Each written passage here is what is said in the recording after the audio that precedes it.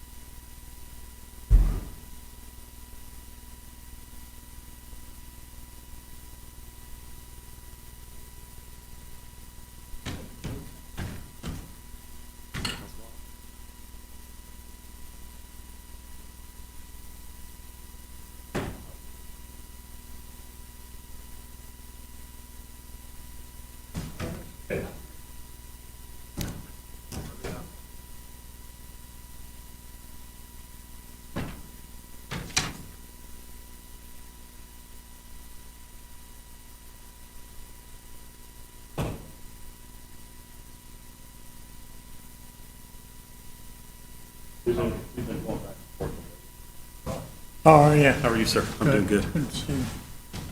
We're going tomorrow.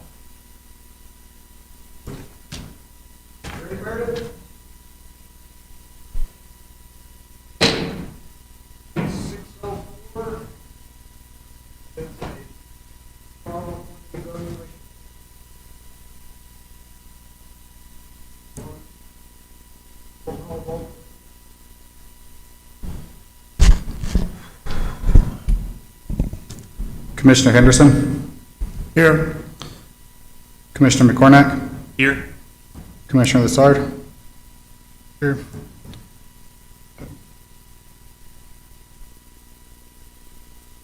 Commissioner Story, Here. Commissioner McDaniel, Present. Commissioner Aguilar, absent, Commissioner Lopez, Present.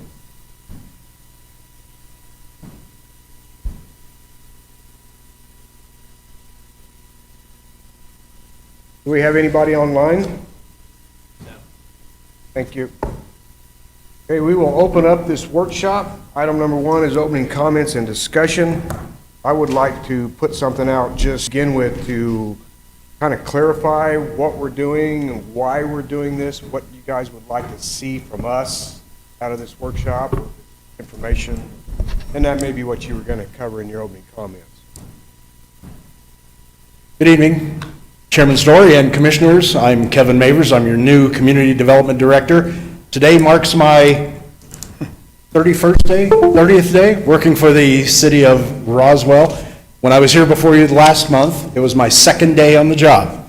So I'm coming back after a month, and I really do appreciate all of you taking the time to be here, and special welcome to Councilor Stubbs for taking a time out of her evening. The reason I wanted to, we had the opportunity to skip this meeting. We don't have any decision-making items on the agenda tonight. But I asked that we go ahead and hold this meeting because we need some feedback. The community development team needs some feedback. Our planning and zoning team needs feedback. Our engineering team needs feedback. It's my impression that we are entering into a new phase with the city of Roswell, and for that matter, with all of New Mexico. We're going to see increased development. We're going to see increased opportunities. We're going to see increased decision-making, let's put it that way, where we're going to have to look at the changes that are coming in the marketplace and see how they fit and how we apply them within our current zoning and development codes. What I have found in the last 30 days is that there's a lot of room for improvement in our codes.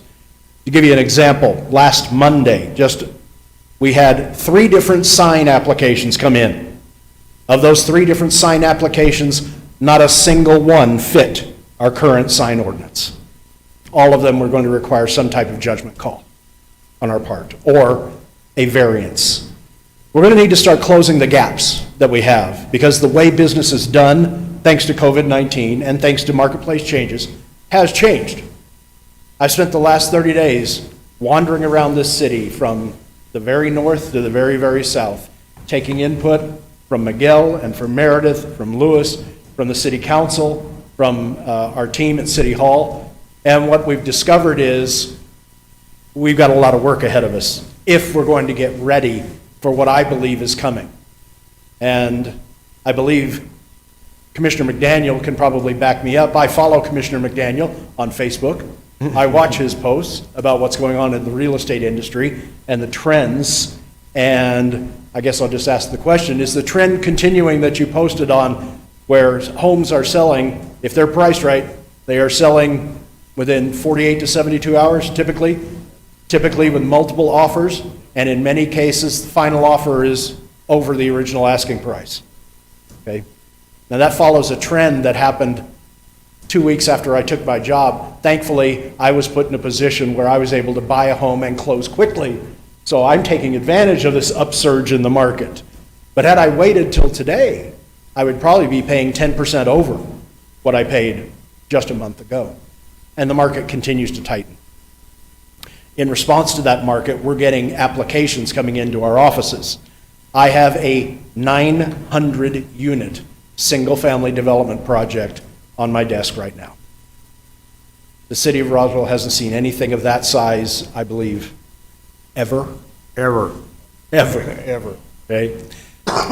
Our current zoning and development codes are not designed to deal with something that large, with the complexities associated with it, the drainage, the infrastructure, the maintenance, all of the other things. We're having to rely on my background and my history in dealing with large-scale developments with large-scale developers. But as we go on, we're going to see that's going to become more and more the norm. I think, like a lot of people, we're anxiously awaiting the results of the 2020 census, the final formal numbers. If we find that the city is at or slightly above 50,000 people, we are going to be on the radar for every major corporate retail developer, every major builder, everybody that's looking to, honestly, to make some money. And we need to be ready to deal with it. I would like to get out ahead of this wave, because I have been in situations, not once, not twice, but 3 times in my career where I was working with the city and I was working with private developers that found themselves trying to catch up to the wave. And once the wave hits, you never catch up. Your day-to-day operations just consume you. You don't have time to do the good forward planning that we need to do. So what I'd like to do is turn it over to my team. We're going to turn over things to Miguel, and then we're going to turn things over to Meredith. And we're going to let you know about some of the things we're up against right now, okay, things that we're finding. And what we'd like is feedback from you, because it's our goal to create a situation where Roswell becomes the best Roswell it can be. We don't want the developers and the builders and the people coming in making requests of us and have us in a situation where we do not know how to respond appropriately. We want to make sure that if we bring forward an amendment to our development codes, that it reflects the culture, the history, and the desires of this community, not the desires of the developer. Because we're going to be asked to do a lot of things differently, just in response to the marketplace dynamics. Okay? And we need to be ready. So, gentlemen, I would like for you to take a listen to some of the things that Miguel is up against, some of the things that Meredith is up against, and then I'll tell you some of the things that I've found, and we would like your honest feedback, because we need to know how to proceed in a way that's going to make all of you proud to continue to serve the city of Roswell.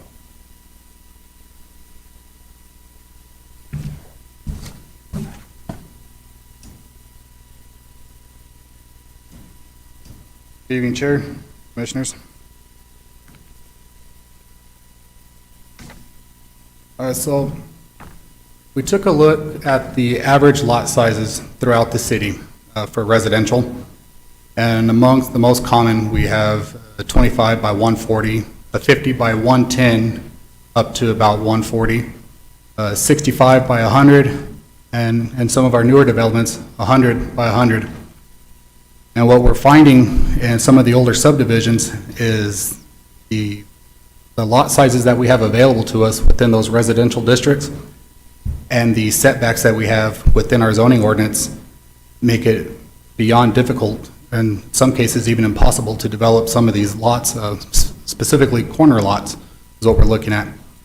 Now, with code enforcement going around, they have managed to do a lot of cleanup throughout the city on dilapidated buildings, condemned structures, things like that.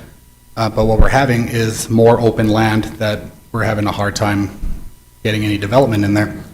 So we started taking a look more at what we had within our code, trying to figure what we can do to help encourage more development along the way. And we keep coming back to setbacks and the lot sizes. So what we wanted to do was explore what we could do to modify those, the lot sizes and the setbacks, to see what we can do to encourage more development in some of the weaker areas of town and get more contractors on board to develop those lots, get more property owners to clean up their properties, add on to their property, invest more in themselves and their properties.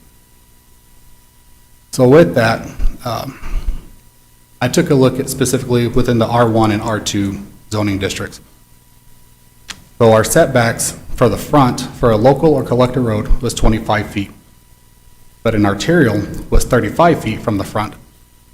The rear setback would be 20 feet, but you go to the street side for a corner lot for a local or collector road was 25 feet from the side as well as it was the front. And then for an arterial road on the street side was also 35 feet. So you take a lot that's 25 by 140, nothing fits there. That's the entire setback already. Now you take a lot that's 50 by 120, 130, and we're squeezing something in there. I mean, we're already sitting 25 feet back. That's half the property already. Then it needs to be 5 feet from the interior property line. So we've already lost 30 feet there just from a local road. It's a pretty narrow home that's single wide. Could be a double wide in some instances. But with the restrictions we have within our zoning district, we can't allow some of those on those corner lots. They don't comply with that zoning district. So that was something that we tried to explore and dive into, trying to figure what we can do to modify that section of the ordinance and encourage development within those areas. And that's what we wanted to get some feedback from the commission here. You know, Miguel, right alongside of that too is, I know years ago we changed the development standard, right-of-way requirements on local collectors and arterials. And I don't think you'd probably want to make any of those smaller, maybe a local street. What is it, Lewis, now, 60? Go to some weird number, because Smith Engineering came up with some kind of ADA slopes that met the right-of-way on a local, Right away on a residential 60, collectors 80, and primary arterials 100. I thought they went to some weird, like 62.5 or some, No, that's what's in our 2005 ordinance. okay. Turn on your microphone, David. I'll just come a little closer. Kind of relaxing back here. But that might be something, I mean, to look at too, and because that goes right in conjunction with these lot sizes. Larger right-of-way reduces the amount of buildable land. Might be something we look at too. And I think of more of the focus that we were looking at, we have arterial included in there because we have it out there already. To encourage that is not something that we're trying to promote. In fact, we're actually trying to pull away from that so we don't have any safety issues as far as someone backing out of their property or something on an arterial road. We're looking more, trying to guide more direction on the local roads, and on some instances, a collector, after plenty of review, like everything we do, when we go into these, we always include engineering on it. We always get his input because he has a tendency to notice a lot of things that we overlook from an engineering aspect. So we try to keep that in mind, but trying to find ways to encourage that development because we have a lot of open land that we would love to fill in. We need some infill. We're hoping that this will help promote affordable housing as well. And that's kind of where all this came to a sudden halt, that we needed to take another look at this. We wanted extra feedback from each of you on, as be it an engineer or a realtor, a contractor, a property owner, what do you see that maybe we don't, so we can start taking a look at it objectively and move forward to make some progress. Well, technically, if you're looking at, existing roads, existing local roads, then you're not gonna be able to do anything with the right-of-way anyway, because they're already well established. Right. So you don't want to mess with that, but that would be more looking towards the future development and maybe the setbacks. But I think about the only thing you can do here in this kind of cases is take a look at, your side yard and front yard, rear, because like you say, there's a whole bunch of lots in town that need infill. And we've always talked about that, trying to get the infill development going. Do you waive the water fees, the water extension fees and that kind of stuff? Something to encourage people to do the infill development. Are we talking about properties that the city owns in general to infill, or are we just talking about in general of everything? We're talking general everything. It's not just city property. Yeah. We're talking all property. And when we talk about the setbacks, we're talking not the right-of-way itself, but from the property line. That's where our setbacks are measured from. So I have an example there. The southeast corner of Stanton and Van Buren, that corner lot is a 25 by 140. Even on a local road, there is no way to develop anything on that lot because it already does not meet the setback requirements. So now we have an open lot there that can't be developed. And then we have a vacant lot next to that. We're trying to encourage some development in there, but we're kind of at a standstill on that one too. I mean, some of that comes down to the property owner itself. Yeah. But when we have these other lots where someone's trying to move into single wide and it can't be done because it's not zoned for a single wide and it doesn't meet the setback requirements, that conversation has just become dead. They don't even bother coming back because nothing else fits. Then we also have a section in our zoning ordinance we recently implemented. It was the tiny homes, but we have not established a place throughout the entire city where these tiny homes would fit. So that was something else that's recently been coming up more and more on where we can put them, who would be allowed to put them. Are we talking just a rental behind someone's primary home Or is the tiny home going to be the primary structure for that lot? And there's a lot of calls we've had on that recently, me personally, and having nowhere to put them, I wanted to try to jump ahead on that specifically before we got mowed over with a bunch of questions that we couldn't answer. I don't want to tell someone, I don't know, let me get back to you. What did we, I know we designated a size for tiny, was it 400 square foot or something? What was the size? 400 square feet. 400 square foot. So, I mean, technically speaking, minding the covenants of the area, it could go on a normal lot within, like a normal house. It would just be a small house. You're talking about special situations like trying to put multiple ones or trying to put them on these lots that won't hold anything? You have something, Meredith? Go ahead, Nancy. No, for tiny homes, they have a designated zoning district. They would be like a single-wide manufactured home. They have their own designated zoning district. So we couldn't put them just anywhere at this point in time. And that's And that's to protect property values of said Correct. property next to you, hypothetically. correct. Well, as a real estate broker and someone that deals with houses on every which side, any setbacks we can cut back a little bit and make a little smaller and keep them safe, I'm 100% for it.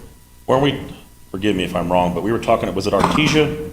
We had a couple cases in a row last year, year before last, or before that, about carports and people being a couple feet off, and I don't, does anyone know Artesia's, they were talking, their distances were a lot different than ours on the front or the back, but I don't remember what they were. Go ahead. For carports in Artesia, an open carport, the last I understood, they were 15 feet, I believe, from the back of the curb, but their development standards are considerably different from ours. Yeah. We measure ours from the property line, they measure theirs from the curb. back of the curb. So it's a lot smaller front yard, a lot smaller setback Yes. in the front, a lot smaller, actually. Yes. Okay, so like I said, it's anything that's going to encourage safe development in any way, but I mean, we should be all for it, in my opinion, I mean, as long as it's safe. But you got to understand from a developer standpoint with wood and supplies at the cost that they are right now, it's going to take some really, it's going to have to be a really good deal, really worth it to encourage them, especially in areas where their return is not going to be as good. I don't know how to say that politely, but, you know, and I'm all for it because we have a ton of empty stuff and we need to lax these as much as we can as long as it's still safe. That's out of my range of still safe on setbacks. I mean, but as a local road and you got a lot, 25 foot in the front? 25 feet from the front. That's a lot. I mean, everybody wants to have a yard, but that's a lot of space that could be, something could be done if you needed to put something there. So are we, and this is just a discussion, so we're just talking about different ideas, so you guys can put some verbiage together and then we can vote on it at a later time, I'm assuming? Yes, this is purely discussion. There's nothing to vote on. This is just to help you get familiar with what we're looking at on a daily basis, get some feedback from you on where you stand on it so we can start figuring out how to compile this and put it together. So when we bring it back, it'll be something to vote on. That way you know. And be within our kind of constraints of where we can hypothetically pass or make a minor change to it and pass it. Yes. So like I said, I'm all for anything we can do that's gonna if we can lax it and keep it safe, that's my input on this stuff right here. Commissioners, you're seeing what we're up against here, and I want to make sure everybody understands this is a discussion session, and we will be taking all of your input, and then we will be coming back at a later date with some proposed modifications to our ordinances. But just to give you an idea, right now, the way our ordinances are written, it attempts to be a one-size-fits-all type of ordinance, but we're dealing with at least 3 different scenarios in our community right now today. The first and most important scenario is we're trying to create a pathway to revitalize some of these areas where the Clean and Safe program, where we have gone in, we have identified homes that are in dilapidated condition, we have bulldozed those homes, we can take them over, and now those are part of the city's real estate inventory. We want to get those back out in the marketplace. We want to get the non-producing assets back to being producing assets, providing homes, most likely multifamily or low to moderate income housing, something like that, though, that we can get back out into the marketplace. We have a similar scenario, though, in the same area where we have existing legal parcels, existing legal lots that were platted years ago, years and years ago. These 25 by 110 to 140 foot lots. These are extremely narrow, I'd like to say Roswell is unique, but these exact type of lots, 25 by 100 plus or minus, the Herald Examiner newspaper in Los Angeles used to give those away in the city of Lancaster with every subscription back in the 1940s. So you would get and it's a legal lot. Hey, you can get a loan against it, you can buy it, you can sell it, you can do everything else, but right now our current zoning ordinance and development code, when combined, create a scenario where there is no path to success there. What I would do, what I'm hoping is that we will get the feedback from you and we will be able to modify our ordinance to allow some creative flexibility with how we develop these lots, okay? Now, on the other hand, though, we're dealing with the Clean and Safe program and how we develop those lots. We're dealing with existing lots that are currently undersized or underutilized. Then we've got new development coming on. Greenfield stuff, clean sheet of paper kind of things. And so we've got to develop a path to success for that as well, because the marketplace demands are changing, okay? The marketplace is still looking for a variety of housing types. We're looking for everything from $200,000 or $250,000 all the way up to and including $500,000 and more. There are people out there that'll tell you that that's available. And right now, we really don't have a mechanism for creating a master planned community that would include all those aspects, plus a commercial component that will drive our retail tax revenue, which is where 75% of the operating budget from the city comes from every year. So we have to start looking at that as well and reigniting that. So this is where, we're looking for, what does Roswell want to be known for? How much flexibility can we build into the ordinance and still stay within your vision for a clean, safe, prosperous community? Okay. Because if we don't have an answer when the developers come to us, it's going to end up in front of you anyway as a variance. Or if we can find a way to shoehorn it into the existing zoning and development code, it may be one of those questionable staff level decisions as well. We'd much rather have your input now than to have to take your input later in a public forum. So, with respect to these lots here, these very narrow lots, when I look at that, I say, why aren't we setting aside, provided that we can keep the public safe, I would say get rid of side yard setbacks completely. Because what those narrow lots say to me is townhomes. Two-story townhomes, built side by side, zero setback, but make sure that there's appropriate fire separation and fire breaks in between each separate unit. And then you own the land that your townhome sits on, and you own the building itself. Nice front yard, nice rear yard, private open space, things like that. But we don't even have that potential in the current zoning and development code. On the other hand, we could also look at these narrow lots for single-wide manufactured homes. I visited our local manufactured home dealer over the weekend. There's some 12 by 40s, 12 by 50s there, 400, 500, 600 square feet that are absolutely gorgeous. You bring those in, you bolt them down to a foundation or a stem walls, and you've got real estate. You don't have a mobile home, you've got real estate. But again, we need to know if that's an appropriate way to handle these development. Because what we don't want to do is turn away people who are wanting to invest in the city of Roswell, especially if they already own property. Right now, we're having trouble even issuing permits for pools and carports because they might cross lot lines, and because we've got setback issues and other things. We don't want that. Somebody wants to build a $25,000 pool next to their house and enhance the value of their property as well as the properties around them. You know, we want them to do that. We want them to do it quickly. If they got money burning a hole in their pocket, let's do it. Okay? But by cleaning up some of these things and making sure that these are conforming uses, we will also open up their ability to get loans and make even further improvements.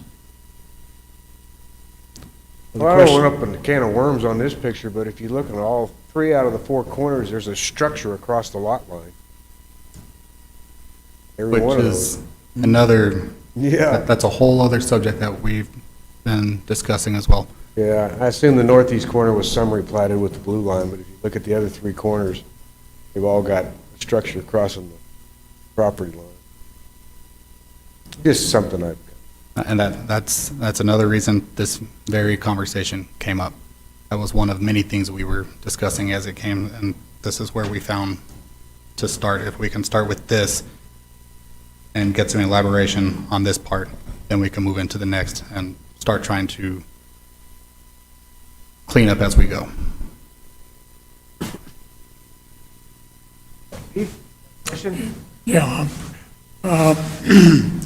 It makes, it certainly makes sense to me to consider a pre-built or a mobile home on this type of a lot where you've got a small area, but, you know, I don't think the market would recognize an opportunity to build, say, townhomes there because the neighborhood just doesn't warrant it. But I would say that if we could come up with a plan to design or to zone additional properties that would allow pre-builts, then I think there would be more opportunity there than any other type of construction. So I would assume that on these lots that the city has taken back over the years for one reason or another, some of them are on they are on corners, and unfortunately, with the setbacks, there's no good way to put a house on there. But it would seem to me that type of a deal is just going to have to be handled one deal at a time. I don't think we can put a cookie cutter on all of it. I think that there's so many problems or conditions with the setbacks and utility easements and all those kinds of things, just makes it difficult. But this type of an opportunity seems to me that it lends itself to pre-builts. Maybe we need to zone more areas for pre-builts.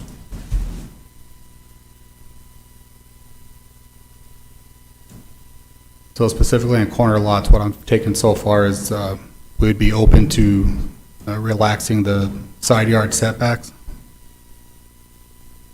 I think you look at all of them. I mean, if you look at that lot on the southeast corner, you know, he fronts onto Van Buren, that's his front. He fronts onto Stanton, that's his front.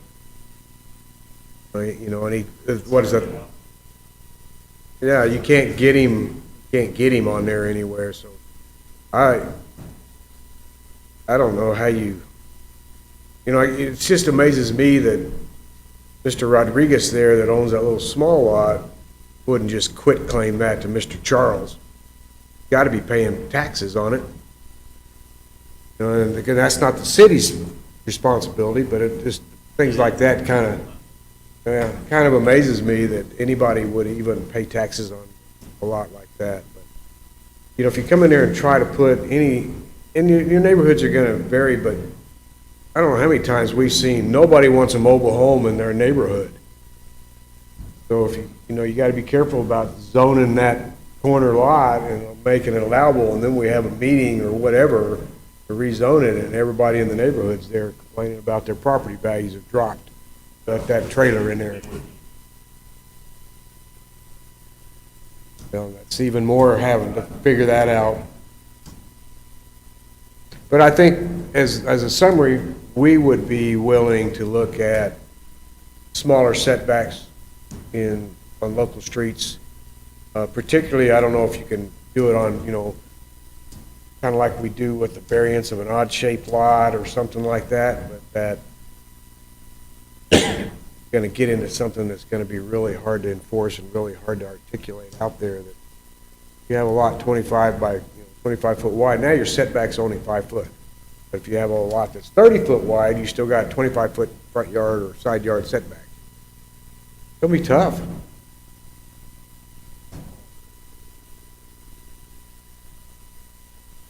Or you try to do it somehow with, keying in on the lots that are, I guess they're all not built on, is why you're looking at them like that, but you can't build on them.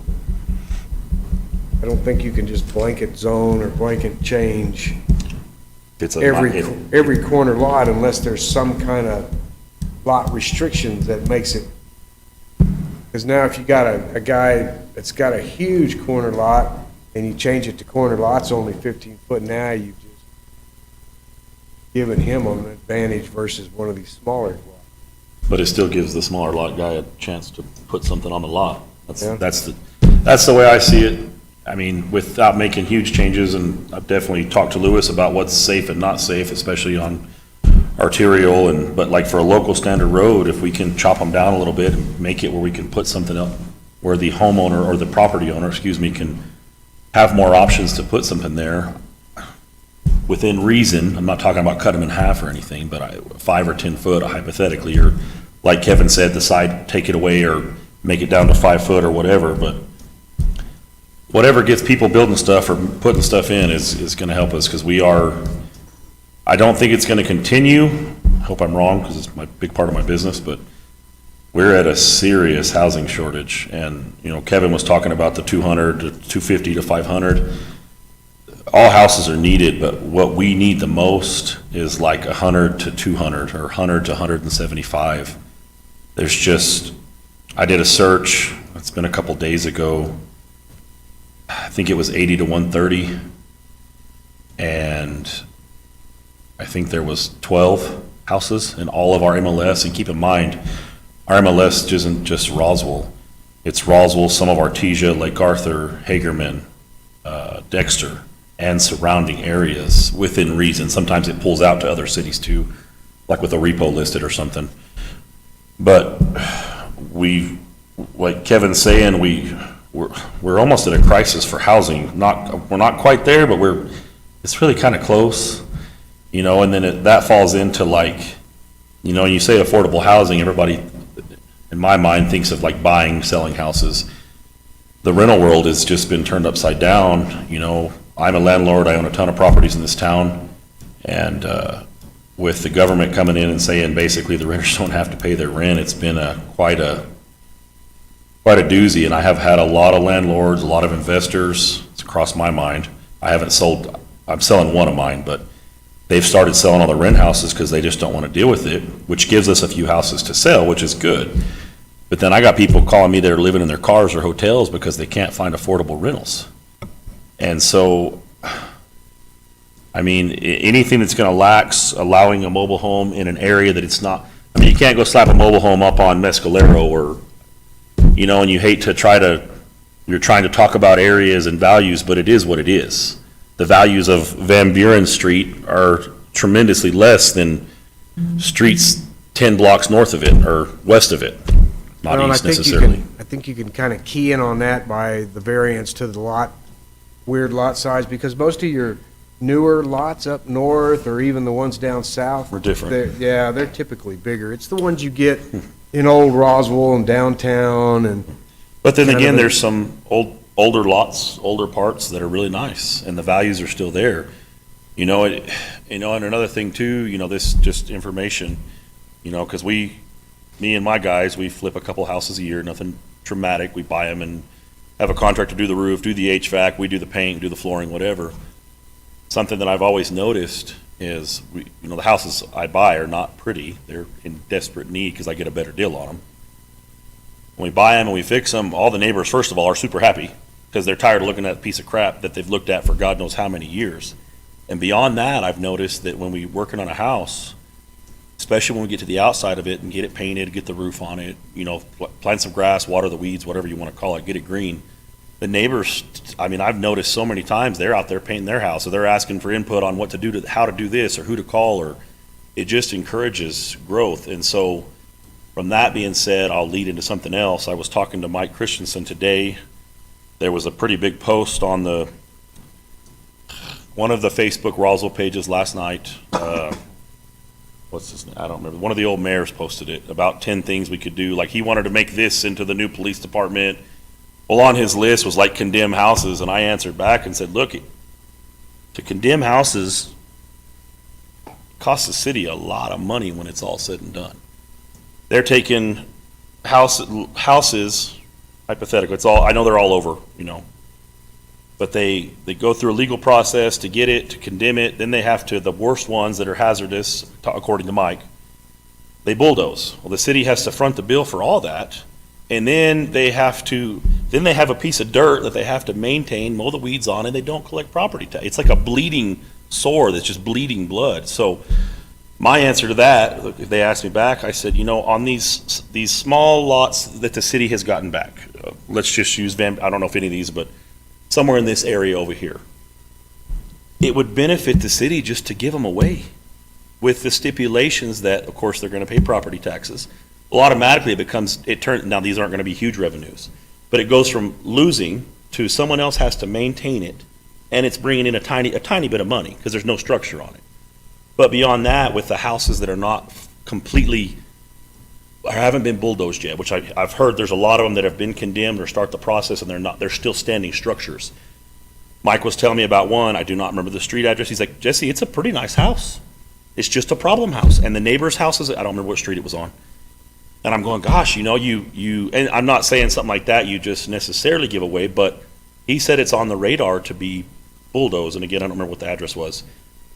But even in that instance, and I use give away lightly, but if you think through to the end of the scenario, you give it to someone with a 6-month stipulation or write something up, or they have to have it back habitable, or utilities have to be on, or however you want to word non-condemned, pull the permits or whatever, and they improve it. Well, first of all, the city doesn't have to pay to bulldoze it, and you pay $5,000 or $10,000. Again, I don't know the numbers to bulldoze it, to clean it, and then they put a lien on the property, or they own the property. You have someone else paying property taxes, and it's revamped, and it makes the neighborhood nice. Now, there's got to be course of action to follow that, of course.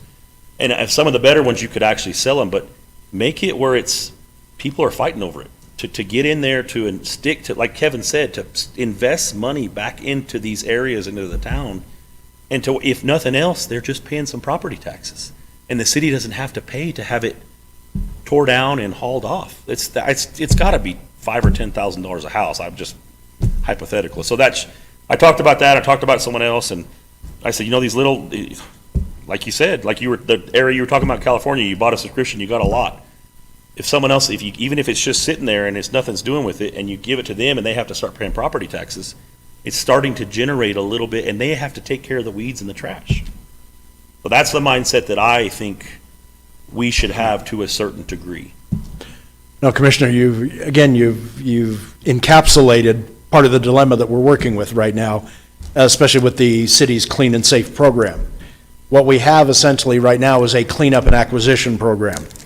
We do not have a program that closes that loop, that returns these marketable properties back to the marketplace, back into the private sector, back into the hands of people that will grow them and develop them.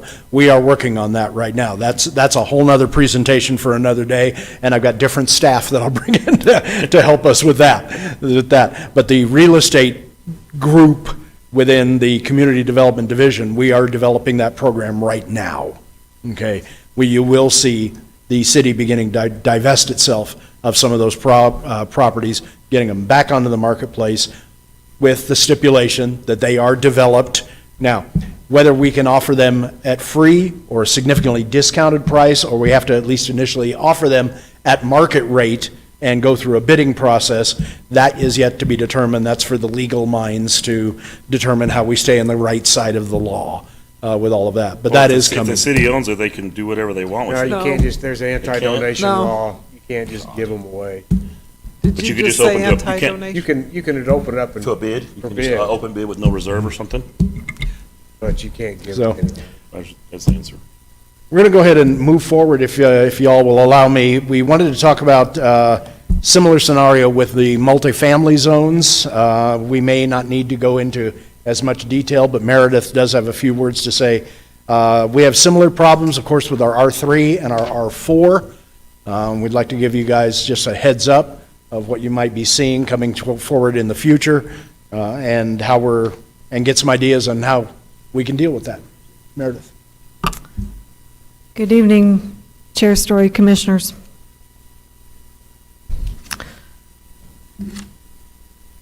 So in the R3 and R4 zoning districts, the front yard setback is 20 feet. Rear is 20 feet. And on collectors, or on arterials, it's 25 feet and 25 feet. So we have the same types of lots. Some are smaller, some are larger. And then we have kind of an interesting scenario. In our code, unlike a lot of other zoning codes around the state and other places, we don't stipulate a minimum square footage of heated floor area for homes. Like in our zoning districts, we don't have like an 800 square foot minimum heated floor area. So that could be a good thing right now, especially with people wanting to downsize in some areas, and not everybody wants to downsize, but some people do, or they would just want a smaller place because of affordability. Our tiny homes do have a stipulation. They can be only up to 400 square feet. But we might have an opportunity on the R3 and R4 lots where a developer might want to develop more than one single family or more than one unit, residential unit on a lot, which is allowed in the R3 and R4, to re-look at that and maybe allow for up to 400 square foot homes on the R3 and R4 lots if there's like multiple units. So we do have on 13th Street and just west of Washington, we have 480 square foot units going in on, it's about an acre of land. So right now they're building 2 units. These are apartments, so they're considered unattached or detached apartments, 480 square foot. So 1 bedroom, basically, units. So you can see what that's going to look like as they go forward on that development. So there'll be 4 front lots and possibly 3 back lots. Not lots, but units. 4 front units and 3 units in the back. So that's something we might want to look at. Again, the same idea with the setbacks to make lots more developable, especially those corners. And here's an interesting example. Sometimes you have these little tiny corner parcels, as you can see here on Reed and Lee. And then a lot of times, especially in the older areas of town, you'll see where you might have a frontage like between 2 streets and there's an alley running in between, and you'll have the scenario where you've seen them subdivided. So there'll be like 3 little lots facing the east-west street. So when those come available for development, we can match the front setback, we do have that in our code where it allows a less setback if something next door is, let's say the house next door has a 10-foot front yard setback, we can allow like an infill house to match that if it's on the same block, same side of the street. So we have a little bit of flexibility there, but again, these are things we need to consider. I get a lot of pushback from builders who want to build on these R3 lots especially, but they feel like they could fit more units instead of, because our code specifies like 3,000 square feet per unit of lot area, not the actual buildable area or the building area, but the lot area. So let's say you have a 12,000 square foot lot in the R3. Well, you can only put if you have a 12,000 square foot lot, you could put 4 multifamily units on that lot. Okay, we do have a density bonus, but it's a little bit difficult to apply due to parking requirements and so forth, and setback requirements. So again, relaxing the setbacks a little bit could possibly allow higher density developments in some of these areas. And once again, gentlemen, what you're seeing here is our need as a city and as a division to respond to the marketplace dynamics. And Commissioner McDaniel again pointed out, our greatest need, especially on the south side of town, is going to be for, either low to moderate income housing, workforce housing, entry-level housing, whatever you want to call it. It is at the lowest end of the socioeconomic scale. Okay. The problem we're having, of course, is market dynamics in terms of the cost of doing business, which is going to accelerate upwards pretty fantastically over the next 3 years, especially if the Biden-Harris administration have their way. If we see minimum wage jump to $12, $14, $15 an hour, people forget that if the minimum goes up, so does everybody else on top of that. And we're going to see massive inflation and massive cost of increases. Now, will people have more money in their pockets? Yes. But all that will do is it will drive the demand from $130 to $150 or $150,000 to $200 to $225,000. The cost of doing business is going to remain the same. So what we're going to see is an increased demand for higher density housing, whether that's apartments, condominiums, townhomes, whatever. We're going to see increased demand for security as well. And this is where our setbacks cause a problem. Front yards and side yards adjacent to city streets are insecure. They're unsecure. You push the buildings closer to the street, again, providing for appropriate site distancing and things like that. And then you can take that open space that would be in an unusable front yard and make it private, secure open space in the rear or in the center of an apartment complex. You're still providing the same amount of open space, you're just securing it by swapping it from the perimeter to the interior of a development. That's the kind of flexibility we need to build into our code in order to respond to the market dynamics. The other thing is we're going to see a demand shift in new housing to smaller lot sizes and smaller homes, even at the single family. That's the only way you're going to keep costs down. If you're looking at I was talking to a developer earlier, and he said that his latest pro forma on the project that he wants to build is $150 a square foot.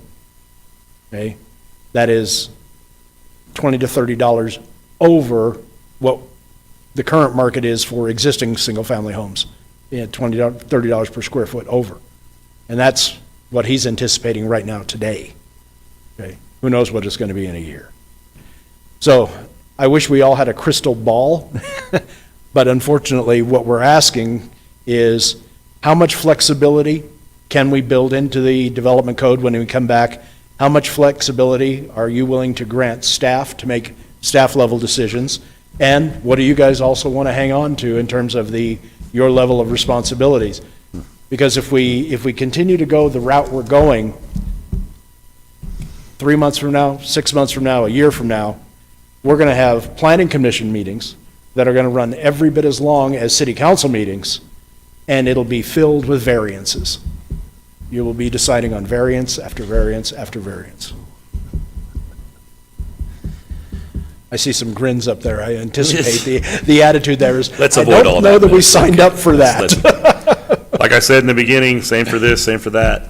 And you guys are talking about getting our input and, you know, our feedback, but you need to take into account the developers and the contractors that come and talk to you guys too.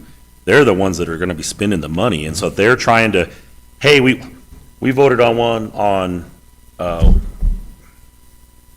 on, West 19th, right across from Military Heights a few years ago. And it was R2, don't hold me to this, and the guy in Albuquerque let the people park on his property right across from Military Heights. And he said he didn't care about, he was fine, but he wanted to go from R2 to R3 so he could squeeze one more building on there, and we voted no. And I'm over here going, we're just telling this guy not to spend money here. It just doesn't make any sense. I was still, it must have been a couple years ago. I was pretty new. I don't know if anyone remembers it or not, but that's the kind of thing that I'm sitting over here and I was still kind of new, still didn't know my place. And so I just kind of went along, you know, but I was thinking, why are we stopping people from spending money in our town? That's insane. Take your money and go to Clovis or go to Portales or go to Albuquerque. We're not going to exist if we keep doing that. What Kevin's saying is 100% correct. We need to lax it, we need to modify it the best we can, keeping it safe, and that'll be out of my pay grade, but we need to loosen up a little bit, especially if people want to spend money in the town. And especially if we're going to be running into the kind of things we're going to be running into with the costs. And Kevin's not wrong, and that right now it's probably closer to 135 to 140 on brand new. I mean, it's in that vicinity. I just sold, now this little bit different scenario, but I just sold three different properties. 2 were out-of-state buyers. One property went for $5,000 over asking price, not a huge deal. I mean, it's kind of normal now. One went for $21,000 and one went for $25,000 over asking price. The price per square foot on the one on Wrangler, now the Wrangler one was a country property, it's a little different, but when I pulled comps for that house, it was around 140, 145 a square foot. Where it sold at was closer to 175 a square foot. That becomes a comp now for the next sale and the next sale and the next sale, and so it just goes up, which is good for the seller, bad for the buyer. But we need to make it as workable. We should be known as the city that's willing to work with people if they want to spend money here. The dynamic you're dealing with and that you just described, though, working with people makes the assumption that they are willing to work with us Yeah. as well. Part of another project that I was handed before I came, but even before I started, was to deal with the issue of permit streamlining in the overall, everything from planning to building, all the way along the line. The only way to pull off that effectively is that the building and development community, and by that I mean your engineers, your architects, your contractors, your developers, all of them, have to begin conducting themselves at a higher level. Right now, this team is spending a great deal of time designing projects that should be designed by people in the private sector. They're coming to us with a piece of paper and a hand-drawn sketch, okay? Or they're coming to us with a lack of information. And we're having to send them away with and we're going to be developing additional guidelines, additional checklists, additional examples. But we are going to be spending as much time training the private sector on how to be good developers as taking new projects in, okay? Because if we're going to streamline, the best way to streamline anything and be the most developer-friendly, business-friendly community is to meet with the builder, make sure that they've got a piece of property right off the top that's the appropriate zoning, that they have the appropriate development guidelines, and that they have a checklist that when they come in to submit a project, it includes all the items on this checklist. Then my team can sit down and we can look at the project with adequate information, and we can move it forward. Right now, I've got one project that I've taken on myself, one of the bigger projects. I've spent 6 hours, and they are nowhere near ready to submit. 6 hours with the developer, just going over appropriate design. Okay? Even to the point where, and Commissioner McDaniel, you hit on something as well. My first question was, what's your market? Who are you going to sell these to? Okay? And they answered, well, we're just going to master plan it out, and then we're going to sell it to the merchant builders. Who are your merchant builders? Have you checked with them? Is this something they're going to be willing to buy? They had no answers. Well, then how can you tell me this is an appropriate project? We've got developments in this town that have sat half-built for 50 years, in many cases, that are just now getting built out because of the marketplace dynamics that we're dealing with. Okay? The last thing I want is for the legacy of this team to be to approve another 500 unit, 700 unit, 900 unit project, and 50 years from now, it's still only 50% built out. Okay? Because it's not been set. The stuff that's on the south side of town, right now, we're having to work with the local survey community to try to figure out a way, how do we consolidate some of these lots? How do we move lot lines around? How do we erase lot lines that are cutting down the middle through houses and things? I've got a meeting with those guys next week. Hopefully we'll have a plan here in the very near future. But all of these things are things that we're taking to heart. But ultimately, it'll be all of you that will have to approve, at least initially, the updates to the development code.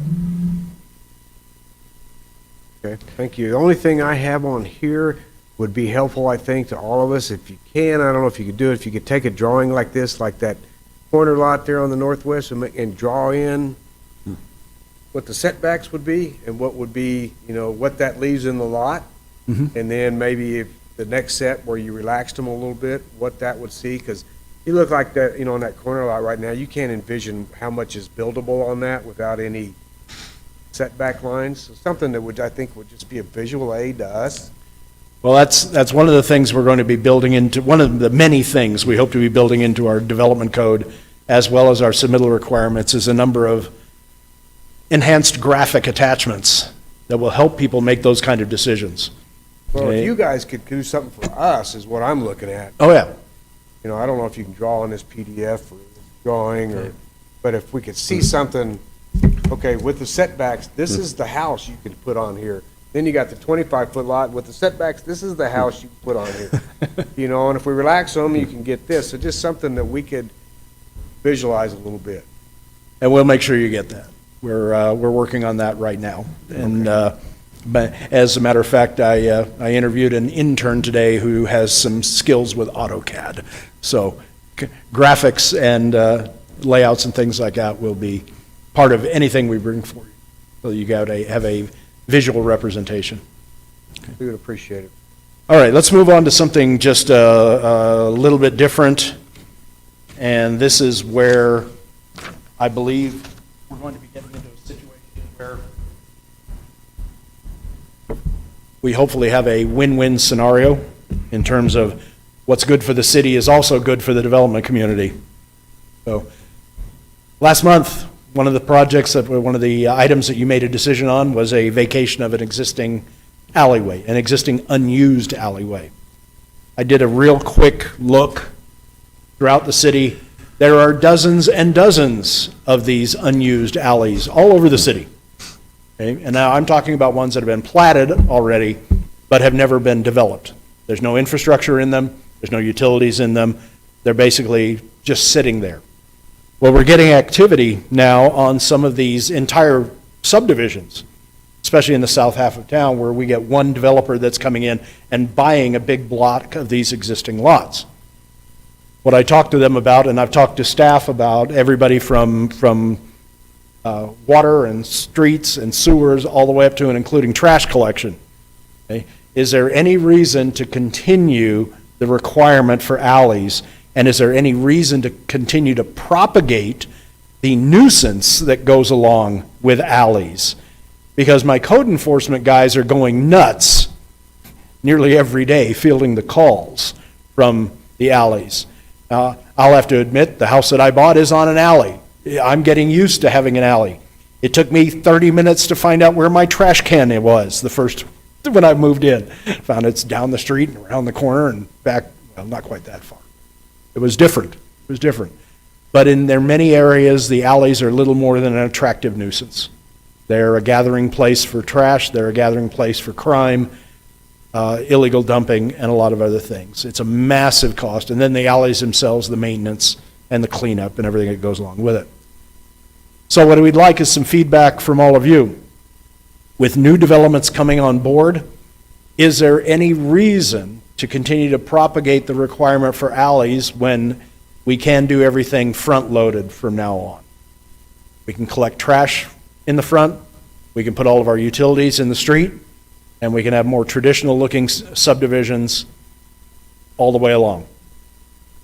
And for that matter, when people come in, if we can convince them to replat some of these existing developments and move that alley, that existing alley right away and add additional 10 feet to the backyard, again, private maintenance, private ownership, private utilization, lower cost to the city, less crime, less attractive nuisance.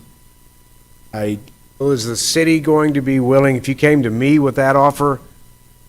I'm sorry? If you came to me with that offer, that we want you to vacate, yeah, I mean, there's gonna be a difference in there. Well, you know, are you talking about unused? He just talked about how many are not, or No. new. I think you're gonna have a lot easier time with new, and we had that in there for a while, but I think we got rid of it, didn't we, Louis? Didn't we have, didn't have to have alleys, and we've got some subdivisions up north that I don't have an alley. Yeah. Well, you just approved, again, a month ago, a small 20-lot subdivision that had alleys all the way around. And only 2 of those alleys actually had any utilities in them right now, today. Those would have to be maintained. If it's got existing infrastructure, if it's the existing service corridor for an existing development, we can't do anything about it, at least not right now. James, how do you guys feel about all the utilities in the front? Honestly, well, from a gas company perspective, we love alleys. That's designated space for us to be. It's a lot easier for us to operate back there. Mhm. But city perspective doesn't, to be honest, doesn't require it, in my opinion. You have more land, more square footage that you developer buy, that's purchase price up, in my opinion. Fit more houses into development. I mean, a lot of places are going to. Well, we did that for a while. I think we gave them the option. And then we went away and got away from giving them that option, told them they had to have it. I don't remember exactly what the reason was, Louis. Do you remember why we did that? No, it was more of a safety and access thinking with the council and the commission back then. I don't remember exactly what it was. I know, I mean, it worked. Even though, like in my case, I have a 10-foot easement on my side of the lot line, because I don't know if the existing alleys or existing utilities were run, but they ran all the existing underground except for gas, water, and sewer, you know, in that easement. So it's on, and those poor guys will have to get into something like the air center out there where people have built solid block fences across that easement that you can't get from house to house. But I don't think it would be any issue personally on any existing alleys like we did the other night that don't have anything in them. Vacate it and give it back. Now, my question would be who would pay for, you know, the replatting?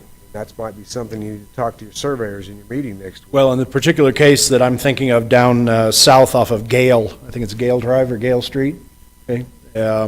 There near on South Main, the developer has bought 50 or 60 existing lots. He's willing to replat them. He's willing, because he wants to add that additional 10 feet to each one of his lots. makes perfect sense. It gives So the. you're not really talking about an existing subdivision that's developed, that might have 10 lots, Right. that you would get rid of that alley, and then that 10 feet would go to these guys over here, along there, and these guys over here. I just looking at, came to me and had that scenario, I'd say, matter to me, but I'm not paying for the plat. Well, again, though, we'll have to figure out the exact process and who's going to pay for what. It seems to be a no-brainer, though, with new development. If we've got greenfield development and somebody comes in and they say, we don't want to put in alleys because it doesn't make sense for our design, that the city would go that direction. So if I get just focusing on new development, is there any requirement, or is there any reason you can think of that we should not move away from the requirement for alleys in new development? And sanitation's okay with that, with individual pickups? All right. And then on greenfield development, if the developer is willing to pay for it, especially to replat, move those alleys back into private space, I don't think there would be any opposition to that either. Am I hearing any opposition to that? No? Okay. The rest of it we'll kind of have to take on a case-by-case basis like we did last month and work on those. But at least in general, we've got a direction to go with new development and the existing development. Well, I don't think it should be mandated that they can't have an alley, but they should have an option that they can do whichever way they want. So we don't want to stop people, if they want to do this, we don't want to stop them from spending money and developing stuff. You're saying that an option that they could still have alleys if they want? If on a brand-new development, if they came in and they said, I really want to have alleys, we don't want to tell them no if they're going to spend money developing stuff and building houses. Well, that's what they're saying, is that we are gonna tell them no, because we don't want the maintenance on them. I'm saying we should have they should have that option. That's my input. They should have an option. It should be able to go both ways. For the person that's going to spend money, they should have an option. I agree, but that's exactly what you're trying to get away from, right? You don't want to give them an option. You don't want alleys. No, again, right now, they have no option in the current development They have code. to have The an current alley right development now. code says you will put in alleys. They should have an option to. They should have an alley or not option have an alley. to opt out Oh, so of that. you're gonna give them the option to go either way. You're not gonna come back and say, no alleys. Well, we can't say no alleys because we've got existing alleys, and in some cases, we've got half utilized, like the project we're looking at Gale. There's one alley we can't get rid of It's on because Lee. we have It's on- existing it's on development on the Lee. other side of It's the on alley. Lee, yeah. It is an existing service corridor, Right. so we can't get rid of those. But there's the option on the rest of it. Can be. Okay. They So- should have an option to go Okay. which way. If they want it, because from a developer standpoint, it makes sense because each lot gets a little bigger, and in whole, they might be able to put an extra one house or two houses on that development from not having alleys. That, and they don't have to pay for the construction of the alley. Well, I can only assume our public works budget would also appreciate the opportunity to move some of these alleys back into private hands Yeah. as well. And so would code enforcement. They would It seems to appreciate me that like as well. years ago when we went back that sanitation was beating us up, that they didn't like the individual pickup. Maybe cars. They in the way or liked something. the bigger, in the alley, the big one for 4 lots. Well, there seems to be a difference of opinion because I did poll our sanitation guys and they say they absolutely would rather go back to the, I think it's a 68-gallon bucket or whatever it is, the traditional size trash cans and do curbside pickup. Should have an option to do what they want. I don't know, maybe their drivers are getting tired of bouncing around in the potholes in the existing alleys, I'm not Well, sure. and they've probably gotten, they've run into gas meters and power lines. Yeah, and there's everything some of our in the alleys are alleys. very, very tight. I would not want to be the driver of some of those larger vehicles trying to get Well, through some of there. the alleys are only Okay. 16 foot. Just a couple of other things that we're looking at right now, and we're not necessarily ready for your feedback on it, but I mentioned at the very beginning of the meeting that we had not one, not two, but 3 different applications for signs come in last week. I think it was Monday. Not a single one of them fit our current sign ordinance. It's the sign ordinance, I noticed, the way it's currently written, based upon, again, marketplace dynamics, is it doesn't fit what's coming in through the market right now. There are some errors in the way it was put together initially. Those need to be corrected, and we need to get to a more mechanical process as opposed to a judgmental process, a judgment-based process. So you will be seeing something coming forward with an updated sign ordinance. And then last but not least, we're having to take a good hard look at our food truck and mobile vendor guidelines. A lot of things have happened in the last year, not the least of which was the mobile food vendor, in particular food truck guidelines, were relaxed because of COVID-19. They were relaxed, so we ended up with the first Fridays, and then we ended up with kind of every Friday and things coming on.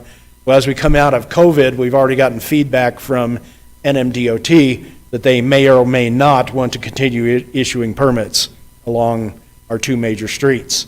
We're going to have to look at the current food truck guidelines because I guess maybe one of the positive aspects out of COVID-19 and the food vendors, the food trucks, is it's developed an entirely new group of people, group of entrepreneurs out there. We don't want to cut off those entrepreneurs just because NMDOT has changed their way of doing business. We want to make sure that these young entrepreneurs, these young chefs, these people that have, honestly, have eaten some of the stuff off the trucks is pretty doggone good. You know, I'm sampling all the local food here every weekend. My diet before I got here to New Mexico was doing pretty good, but it's kind of taking a step back here while I sample all the cuisine, the local cuisine. And but anyway, we're going to be looking at those, and we're going to be looking at everything from fire requirements, the requirements for fire suppression, because essentially what you have in these is a rolling commercial kitchen. So we're looking for that nexus between the requirements for commercial kitchens as well as food trucks. We have some issues. I was driving Main Street, and we have some of our food trucks that are using large commercial generators. I'm not quite sure how you even think, much less take an order when those things are running. We're going to have to look at some of the noise requirements and other things. And then where can we get these folks to set up if NMDOT does decide that they no longer want to issue permits that will allow parking either on 2nd Street or on Main. Here we go. There's a big one there. Unfortunately, that's not. Another one behind that. Yeah. It's a beautiful And there's a couple parking lot of, across there's a the couple street. of big ones. I've been talking to other actually people. Of designed course, both these lots. City Hall itself has got a big, nice big parking lot right there close to downtown. The lawn and the city streets surrounding the old county courthouse there is another place I understand we've held events in the past and done other things. It'll take a little bit of planning, pre-planning, and some event planning, but we're going to be bringing you guys some ideas on that, on how to, because the last thing we want to do, again, is shut down the entrepreneurial spirit of our food truck people.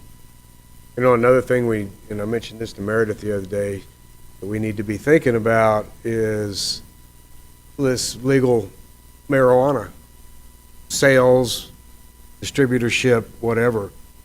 You know, we have the medical marijuana already taken care of, and whether or not we treat it the same way or not. But I was talking to a gentleman from the county the other night, and he says they are going to prohibit any type of growing in the ETZ of marijuana.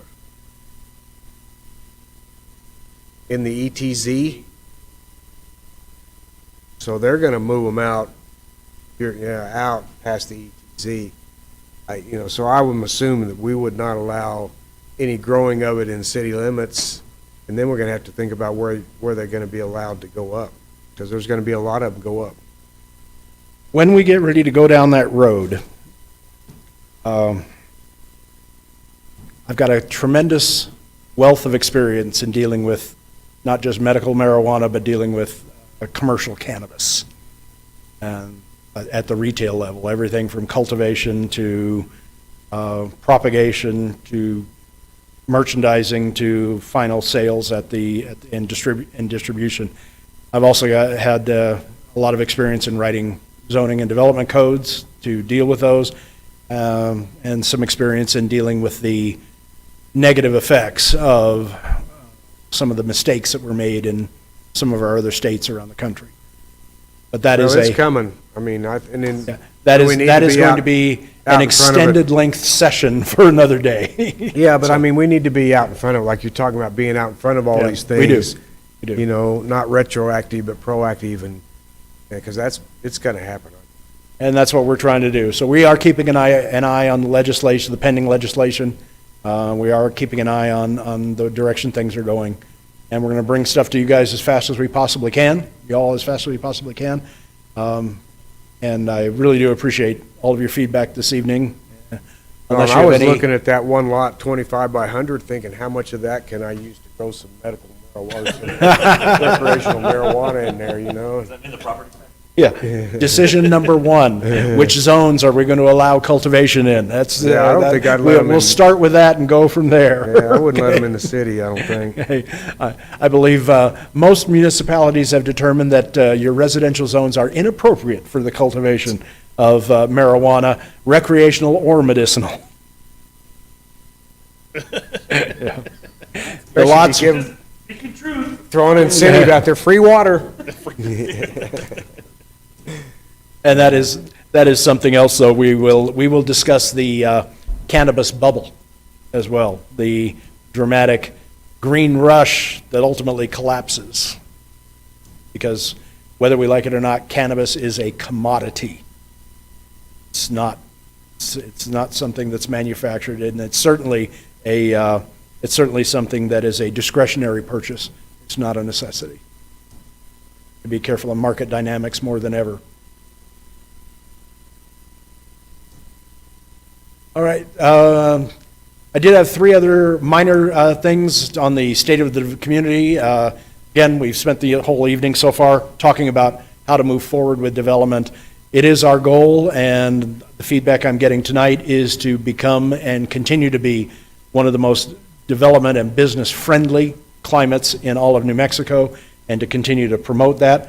There is, just as we know, and you guys are probably going to expect it, there are going to be people that are going to be resistant to change. I've already experienced that a couple of times with some of our builders and developers. Those people that are resistant to change may or may not be able to come along with us. But because everybody's going to have to step up their game if we're going to continue to make Roswell the best Roswell it can be. We cannot just allow development of a type and a scale that we are not willing to embrace as part of the overall standard of living that we hope to maintain here in this community. Well, most of those architects and/or developers that you're probably referring to are probably my age. They won't be around much longer. I would dare not to make any of those assumptions. Yeah, because I mean, some of those guys are already retiring, the old timers, all the developers. but I have dealt, not here locally and not yet, but I have had over the course of my career, every individual of every age, depends on the subject. Most people fear change, and they're always going to find a reason not to embrace it. We have to embrace it, and then we have to promote it properly. That doesn't mean people won't complain, and that doesn't mean you won't get those phone calls. Oh my gosh, what's that new community development director doing? We know. We're trying to set you up for success, is what we're trying to do. Yeah, I don't know. All right. A word I like to use, revitalization. You probably hear things like redevelopment, you hear things like planning, and other things. I talk about in terms, you'll hear me use the term strategy, and strategy to revitalize. In other words, to bring life back to, which is what revitalization means. And in terms of a strategy, not just planning. And this is where, as the Director of Community Development, working alongside our city engineer and the Public Works Department, working with our Parks Department, Parks Division, as well as all the other divisions, we have to develop a strategy, an overall city strategy, and a vision for the growth and development. And we're going to try to bring it all together and hopefully be presenting that to you all in the very near future. And then last but not least, our comprehensive master plan is in desperate need of update. And I'm just going to leave it at that. But that is another thing we will be It was working done on. just a couple of years ago. What's that? It was done just a couple of years ago. I understand that, and in the last Hope couple my of years... name wasn't in there anywhere, was it? Again, we have to respond to marketplace dynamics. I know that typically you try to update your master plan once every 10 years, maybe once every 5 years. That doesn't mean it doesn't need tweaks along the way.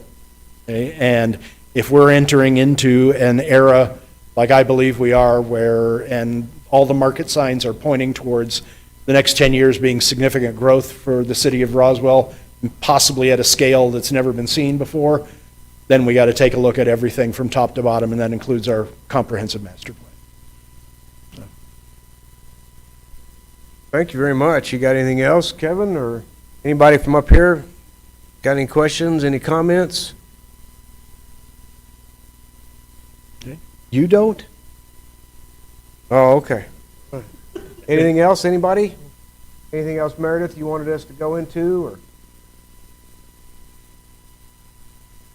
Well, just so you know, Kevin, this lady over here, this man over here, and this guy sitting right here have been around this city for a long, long time. So I think if you can, I mean, you get back in. Yeah, when I started to pull you guys out of the table on that one, but I didn't. I thought, no, I'm not going to blame it on anybody. But, I mean, you need some history, I guess, is what I'm saying. These three guys right here, including myself. I have been gathering history at every opportunity, and that's another reason I wanted to have this meeting, because I am new to the area, and it's up to me to embrace Roswell's culture. It's not up to Roswell to embrace me.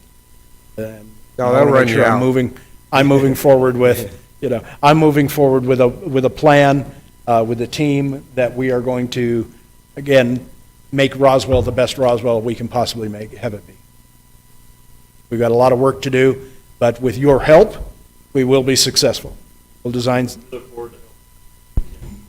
My door is open. I actually have a phone number and a direct line and an email address these days, so please reach out, questions, concerns, or even just advice, friendly advice. I'll take it all. Thank you. Anything else, anybody? Ready to adjourn?